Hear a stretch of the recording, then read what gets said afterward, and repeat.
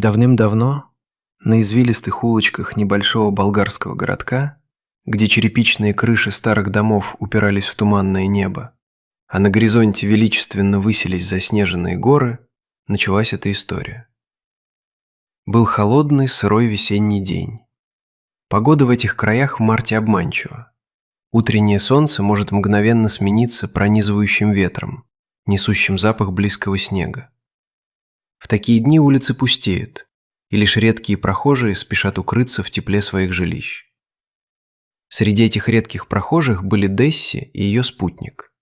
Они возвращались из продуктового магазина, неся в руках тяжелые пакеты. Но их привычный маршрут был нарушен в тот момент, когда они остановились у крыльца бакалейной лавки. Из-за угла, робко перебирая маленькими лапами по влажной, потемневшей от сырости брусчатке, к ним вышел щенок. Он был совсем крошечным, не больше 3-4 месяцев от роду. Его шерстка, рыжевато-бурая, с забавными темными подпалинами и тигровыми полосками, была мокрой и взъерошенной от весенней мороси. На лапках белели чистые носочки, словно кто-то заботливо нарисовал их кистью, а на груди красовалось небольшое белое пятно. Но самым поразительным в этом существе были его глаза. Огромные, карие, полные недетской грусти и одновременно робкой, едва теплившейся надежды. В Болгарии, к сожалению, бездомные животные на улицах не редкость. Люди часто выбрасывают надоевших щенков и котят, оставляя их на произвол судьбы. Этот малыш явно был одним из них. Он не знал, куда идти. У него не было дома, не было миски с теплой едой и, главное, не было своего человека. Но несмотря на жестокость, с которой он уже успел столкнуться в своей короткой жизни, щенок не потерял доверия к людям. Он оказался невероятно общительным и дружелюбным. Малыш подошел к Дессе, смешно виляя коротким хвостом. Стоило девушке протянуть к нему руку, как он доверчиво уткнулся мокрым носом в ее ладонь, подставляя подбородки и уши для ласки. Он зажмуривал глаза от удовольствия, когда теплые пальцы чесали его за ушком, и всем своим видом показывал: «Я здесь, я хороший, пожалуйста, заметьте меня». Десси и ее друг понимали, что не могут просто так забрать каждую встречную собаку. У них дома уже были свои заботы, свои обязательства. Они решили поступить так, как часто поступают сердобольные люди. Купили в магазине несколько сосисок, разломали их на кусочки и оставили щенку на брусчатке. Малыш, изголодавшийся и измученный, с жадностью проглотил угощение. Молодые люди, посчитав свой долг выполненным, развернулись и пошли в сторону дома. Они надеялись, что сытый щенок останется у магазина, где, возможно, его приметит кто-то еще. Но у щенка были другие планы.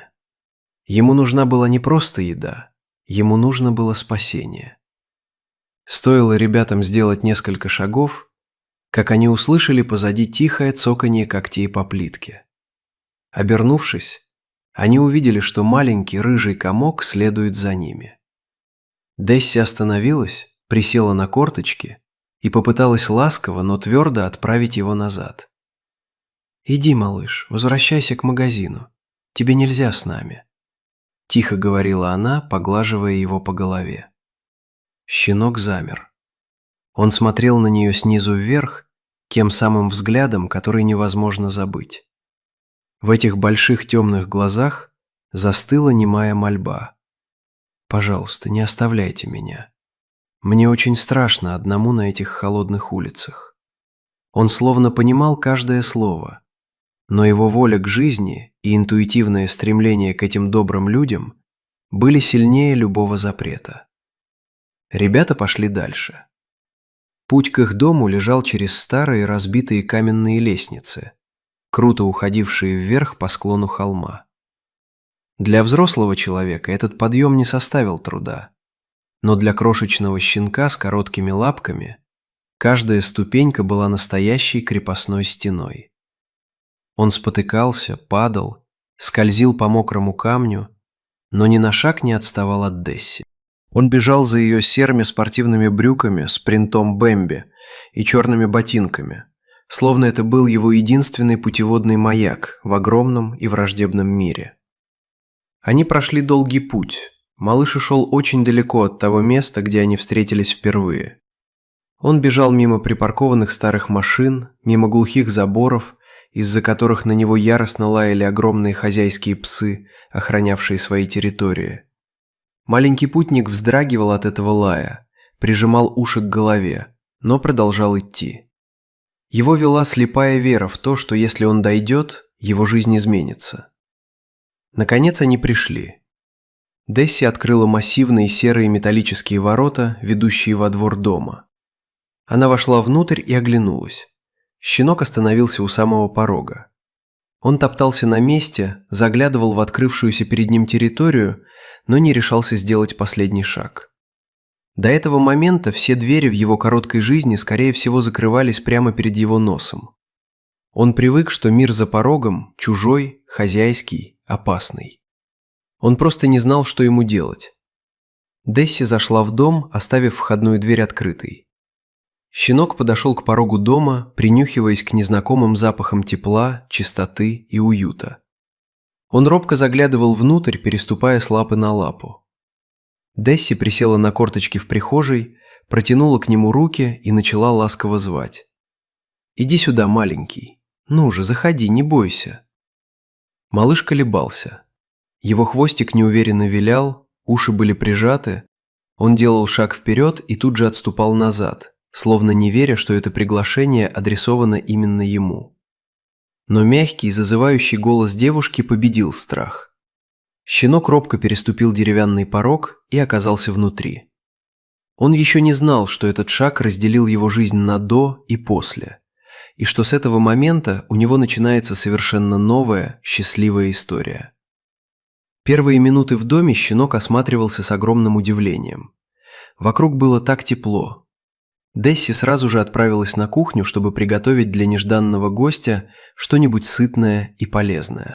Пока она шуршала мисками, малыш стоял посреди прихожей на кафельном полу, переводя взгляд с одного человека на другого. Он смешно наклонял голову набок, прислушиваясь к звукам дома, а затем издал тихий забавный зевок, смешанный с коротким поскуливанием. Сказывалось колоссальное напряжение последних часов. Вскоре перед ним появилась большая эмалированная миска, наполненная теплым кормом, смешанным с бульоном. Щенок на мгновение замер, словно не веря своему счастью, а затем уткнулся в нее и принялся с жадностью есть, забавно чавкая. Он ел так, словно это была его последняя трапеза, и Десси с грустью думала о том, сколько дней этот малыш провел впроголодь на холодных улицах. Пока щенок ел, ребята смогли получше рассмотреть его. Он был невероятно грязным. Его шерсть свалялась, в ней застряли кусочки сухой травы, уличная пыль и дорожная грязь. Было очевидно, что малышу жизненно необходима хорошая ванна. Десси отнесла его в ванную комнату. Когда она включила душ, произошло то, чего молодые люди никак не ожидали. Стоило струям теплой воды потечь по белому поддону душевой кабины, как щенок, вместо того, чтобы испугаться шума воды, потянулся к ней. Он опустил голову к самому поддону и начал с невероятной жадностью пить теплую воду прямо из-под душа. Он лакал и лакал, не в силах остановиться. Стало понятно, что бедный песик на улице страдал не только от голода, но и от жуткой, изнуряющей жажды. Возможно, все лужи на улице были замерзшими или грязными, и этот глоток чистой теплой воды стал для него настоящим спасением. Напившись, малыш, конечно, немного занервничал, когда Десси начала мыть его с использованием специального шампуня. Он пытался прижаться к стенкам кабины, у него был потерянный вид. Но ласковые руки девушки, защищенные желтыми резиновыми перчатками, и ее успокаивающий шепот быстро вернули ему уверенность. Малыш понял, что эти процедуры не причинят ему вреда. С его шерсти смывались потоки серой грязной воды и песка. Постепенно, под воздействием теплой воды и массажных движений, щенок расслабился. После мытья его бережно завернули в большое пушистое белое полотенце. Друг Десси аккуратно перенес этот мокрый сопящий сверток в комнату, где у стены работал обогреватель, распространяя вокруг приятное мягкое тепло. Щенка положили на пол прямо перед радиатором. Из полотенца торчала только его очаровательная, уже чистая мордочка с блестящим черным носом и огромными глазами, в которых теперь читалась невероятная сонная благодарность. Тепло от обогревателя быстро разморило уставшего кроху.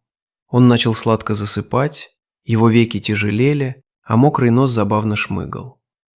Десси присела рядом и принялась аккуратно протирать его шерстку сухой частью полотенца, помогая ему согреться и высохнуть. Щенок был так слаб и так перегружен эмоциями, что даже не пытался вырваться. Он просто лежал, уткнувшись носом в мягкую ткань, и впитывал в себя это забытое чувство безопасности. Когда полотенце сняли, он, как и любой порядочный пес, хорошенько отряхнулся, разбрызгивая остатки воды, а затем снова забрался на подстеленную сухую ткань ближе к теплу. Десси сидела рядом с ним на полу, мягко поглаживая его по чистой, теперь уже пушистой и невероятно мягкой рыжей шерстке. Щенок подставлял свою голову под ее ладонь, зажмуривал глаза от блаженства и тихонько вздыхал. В эти минуты между человеком и собакой протянулась та самая невидимая, но самая прочная нить, которую невозможно разорвать. Глядя на этого засыпающего малыша, Десси думала о том, как удивителен мир. Еще пару часов назад этот щенок был абсолютно одинок, никому не нужен и обречен на медленное угасание на холодных улицах города. У него не было породы, не было громких титулов или родословной. Он был самым обычным, простым уличным псом. Но разве это делало его менее живым? Разве он не заслуживал того, чтобы быть любимым?